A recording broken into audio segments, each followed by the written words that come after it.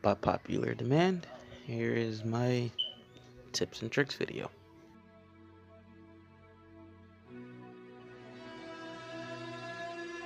Now, this fight that you guys are watching has nothing to do with the actual video, but it's kind of funny.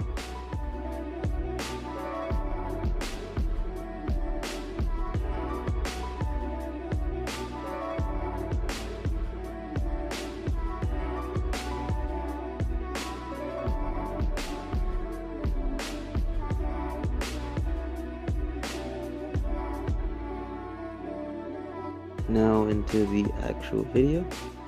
The first thing I will be showcasing is float step. It is a technique in which you lightly press up one square when you're done with your attack animation. It allows you to gain a little bit of ki, a little bit of damage gauge, and allows you to continue your combo and does not decrease damage like sidestep does.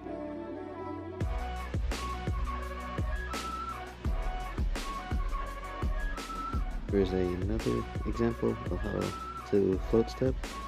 I'm sparring with Supreme Caramel, and he's actually pretty good at this. He has a YouTube channel, you guys should go check him out.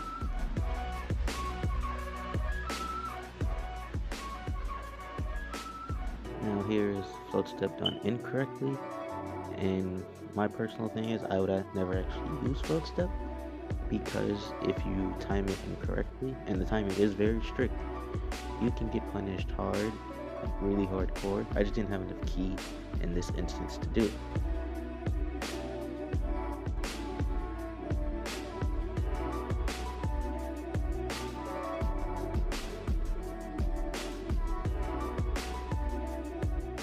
I will now showcase ki canceling, which to a lot of people this is very self-explanatory and it's pretty easy to do, but quite a few people actually have no clue how to do this still.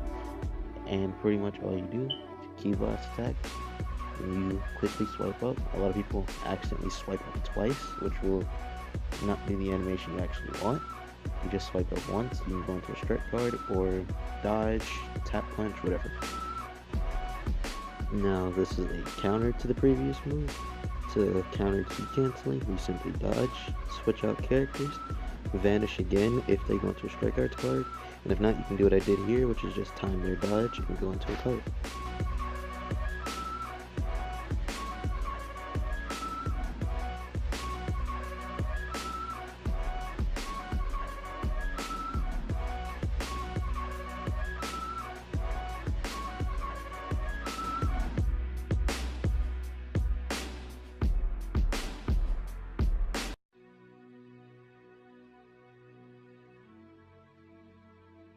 Next thing I will be showcasing isn't an actual technique, but it's how it's like kind of a counter to defensive players. And now defensive players are by far the most common playstyle in the game, and a lot of people seem to struggle with defensive players.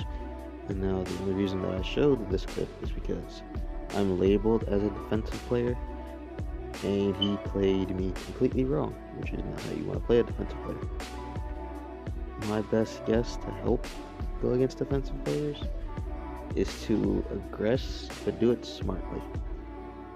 Have them waste their vanish. Don't let them just keep backfloating, because that's what they want to do. They want you to attack first. Ki cancel is a very good technique against backfloaters because it forces them to have to aggress. And at that point, it's kind of a mind game of who does what first. Most defensive players will just wait there for you to dodge, so you could go into a tap punch, which, unless they know how to counter ki canceling, is a guaranteed hit, forces them to switch out, and then gives you the 2 or 3 advantage in an ideal situation anyways, but it pretty much helps give you the advantage against the defensive player. One thing I would not recommend you do is do what this guy did, and he kept coming up to me to try and wait for me to dodge so he could attack, which is a very old technique now, and against most smart players it won't work. They'll just go into an attack to catch you off guard, or they'll just wait and time it to when you attack and dodge. The reason why a lot of people play pretty defensively in this game is because it's honestly pretty smart way to play the game because you're kind of forcing them to play how you want. So I understand why a lot of people do it. This is just to help those people who seem to struggle against, high-level defensive players or high-level backloaders.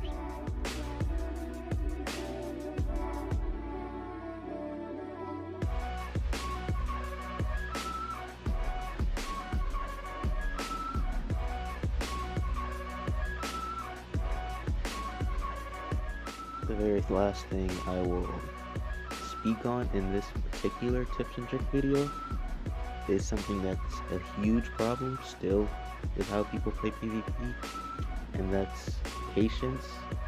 A lot of people's patience in this game is absolutely terrible, and they just spam dodge like how this guy did in a lot of these clips. And the problem with spam dodging is you leave yourself wide open.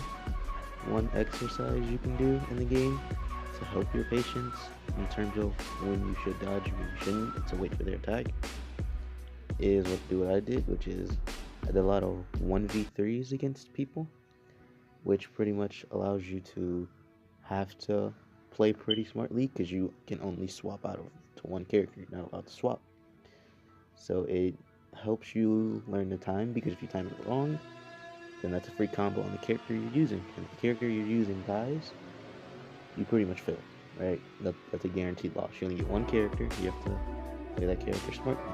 That's just how I personally got better with patience in this game. I don't know if it'll help everyone, but it's just a little thing I do.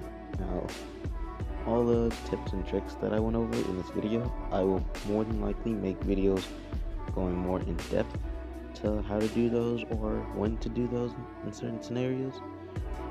For instance, float step, I don't recommend doing unless you have it down pat, because you will, as I say, get punished hard if you mess it up. What I personally do is I chain cards. Unless I'm 1 to 3 key off from the card, then I sidestep to get the card, which I know sidestep decreases damage, but it'll actually overall increase the amount of damage you do instead of just stopping your combo. That's just personally how I play. So a lot of the other techniques like key canceling and how to counter the key canceling, the patience stuff, I will make more in-depth videos on, more than likely. This is just a brief explanation of how to do all this.